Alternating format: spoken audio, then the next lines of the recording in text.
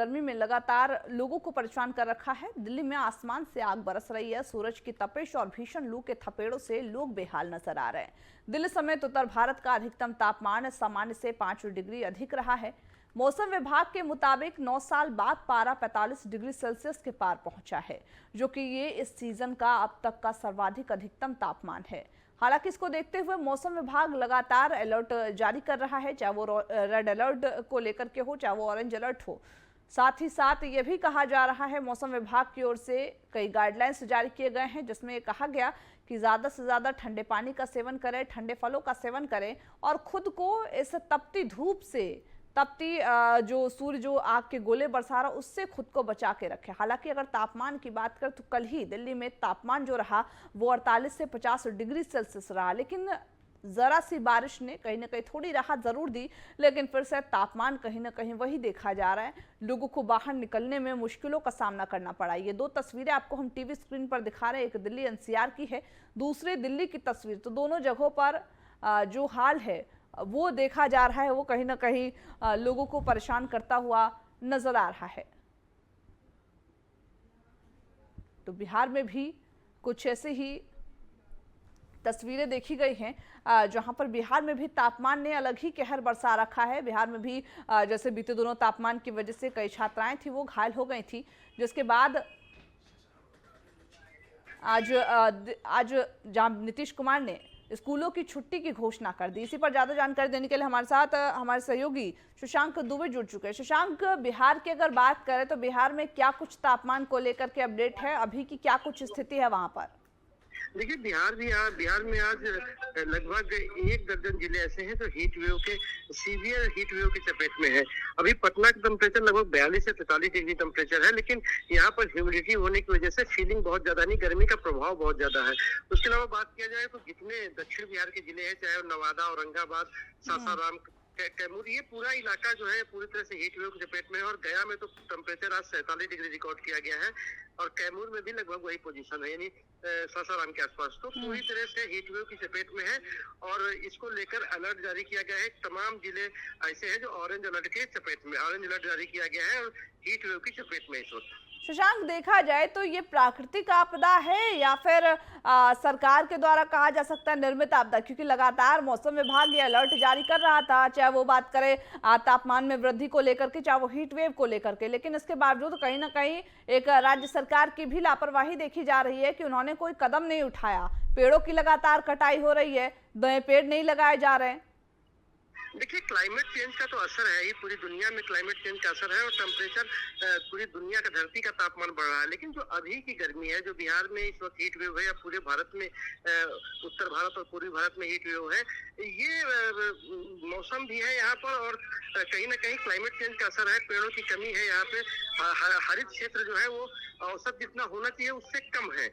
लेकिन बिहार की बात अगर की जाए तो बिहार में हरित क्षेत्र पहले की तुलना में थोड़ा बहुत बढ़ा है, लेकिन ये गर्मी क्योंकि बाहर के प्रभाव से आती है, जो हवाएं आती हैं बाहर से, उनका प्रभाव होता है और यही कारण है कि बिहार में गर्मी इस वक्त है। लेकिन जो बिहार की अगर बात की जाए, बिहार के परिप्रेक्ष्य में बात की जाए तो जो स्कूलों की बात की जाए, क्योंकि इतनी प्रचंड गर्मी पड़ रही थी, मौसम का फोरकास्ट था कि काफी ज्यादा तीव्र गर्मी पड़ने वाली है, साथ में लू चलेगी, गर्म हवाएं चलेंगी, फिर भी बिहार सरकार ने स्कूलों को जैसे बंद नहीं किया या अन्य जो सुविधाएं दी चाहिए वो नहीं दी।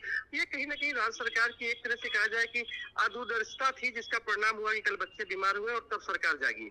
तो सरकार को भी ये देखना चाहिए था और बात सरकार देर से जागी है।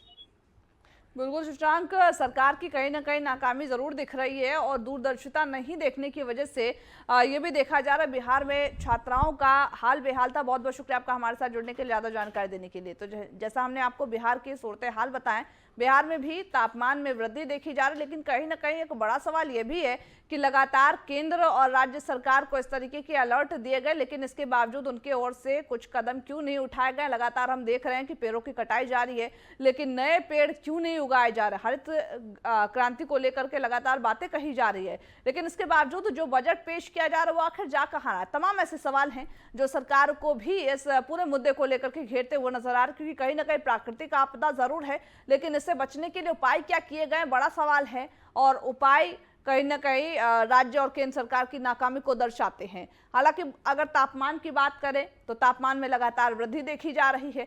सूरज आग के गोले बरसाता हुआ नजर आ रहा, तमाम जो पुराने रिकॉर्ड जो थे वो तोड़ता हुआ नजर आ रहा है। 48 से 50 डिग्री सेल्सियस आप तापमान समझ सकते हैं कि आखिर जब किसी भी क्षेत्र का 48 से 50 डिग्री सेल्सियस अगर तापमान होगा तो वहां के क्या कुछ हाल होंगे। इसी पर ज्यादा जानकारी देने के लिए हमारे साथ हमारे सहयोगी दिल्ली से जुड़ चुकी हैं प्रिया, दिल्ली की अगर बात करें, कल बारिश तो हुई लेकिन आज के अगर तापमान की बात करें तो क्या कुछ स्थिति आप देख पा रही, क्या कुछ बदलाव? जी, आपको बता दें कि जिस तरीके से कल दिल्ली में बूंदाबांदी हुई थी मगर तापमान में किसी प्रकार का कोई बदलाव नहीं आया है। अभी भी जो लू भरी हवा है वो लगातार चल रही है। वहीं मौसम विभाग की माने तो मौसम विभाग ने कहा है कि किसी किसी एरिया में बादल छाए हुए दिख सकते हैं मगर हवाओं पर कोई रोक नहीं होगी, हवाएं लू भरी चलने वाली है। और साथ ही ये भी कहा है कि जो मौसम है अभी आने वाले समय में भी इसी प्रकार रहने वाला है और आने वाले दिनों में ये कहा गया है कि बादल छाए रह सकते हैं मगर अभी जो कुछ दिन रहने वाले हैं उसमें लू भरी हवा चलती नजर आएंगी, जिसकी वजह से लोगों पर काफी असर पड़ रहा है, उनके स्वास्थ्य पर काफी असर पड़ रहा है क्योंकि जो ये लू भरी हवा है सीधे स्वास्थ्य पर असर करती है और लोग इस वक्त आधे से ज्यादा हॉस्पिटल में नजर आ रहे हैं क्योंकि लू से उनके बीमारियां कई सारी बीमारियां हो जाती हैं और इससे सांस लेने में और कई सारी बीमारियां दिक्कत का सामना करना पड़ जाता है। तो लोग अगर दिल्ली सरकार की बात करें, क्योंकि लगातार मौसम विभाग की ओर से अलर्ट जारी किया जा रहा था, रेड अलर्ट की बात करें चाहे वो ऑरेंज अलर्ट की बात करें, लेकिन इसके बावजूद दिल्ली सरकार की बात करें उन्होंने क्या कदम उठाए हैं इसको लेकर के? क्योंकि देखिए ये प्राकृतिक आपदा तो जरूर है लेकिन इससे भी बचाव की स्थिति की जा सकती है।